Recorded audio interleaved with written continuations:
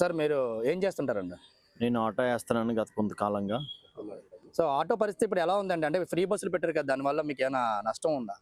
చాలా చాలా ఇప్పుడున్న పరిస్థితుల్లో బ్రతకడమే భారం అనే పరిస్థితుల్లో ఫ్రీ బస్సులు పెట్టిన తర్వాత కస్టమర్లు ఎవరు ఎక్కడో లేదు. ముఖ్యంగా మాకు ఆటోలో ప్రయాణించేది పనుల నిమిత్తం సిటీ నుంచి ఈ షాపింగ్ మాల్స్లోకి పనికి వెళ్ళేది మహిళలు. మహిళలందరూ ఇంతకుముందు మా ఆటోలో ఎక్కేవారు. ఆ మాత్రం ఈ మాత్రం బాగానే ఉండేది.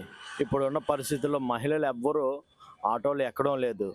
షాపింగ్ మాల్లో చేసేవాళ్ళు కానీ లేదంటే వేరే రకంగా పనులు చేసుకునే వాళ్ళందరూ కూడా ఆటో అన్ని విధాలుగా కూడా కన్వీనియంట్గా ఉండేది. ఈ ఫ్రీ బస్సులు పెట్టిన తర్వాత అయితే అసలు మాత్రం ఎక్కడో లేదు.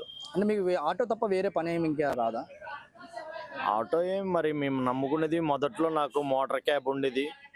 మోటార్ క్యాబ్లో అప్పుడులో ట్యాక్సులు ఇన్సూరెన్స్లు పెరిగిపోయాయని చెప్పేసి మోటార్ క్యాబ్ని ఇచ్చేసి ఈ మధ్యకాలంలోనే గత 6-7 సంవత్సరాలు బట్టి ఆటో నడుపుతున్నాను. ఓకే. ఇప్పుడు ఓలా ఊబర్ పరిస్థితి చూస్తే బయట బాగానే ఉంది కదా, అంటే ఆన్లైన్ బిజినెస్ కూడా బాగానే ఉంది కదా? ఓలా ఊబర్ బాగానే ఉందని మీరు అనుకుంటున్నారు తప్పించి ఓలా ఊబర్ పరిస్థితి అయితే చాలా దారుణంగా ఉంది. మనం తీసుకెళ్ళిన డబ్బుల్లో వాళ్ళకి కమిషన్ మనం ఇవ్వాల్సి వస్తుంది.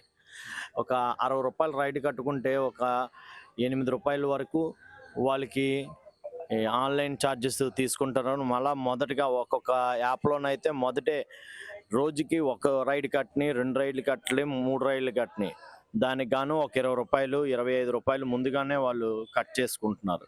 ఓకే. సో ఇప్పుడు ప్రభుత్వం నుంచి మీరు ఏం కావాలి అంటే, ఈ బస్సు ఫ్రీ బస్సు అనేది తీయకుండా ఒక ఆటో డ్రైవర్గా మీకు ఏం కావాలి?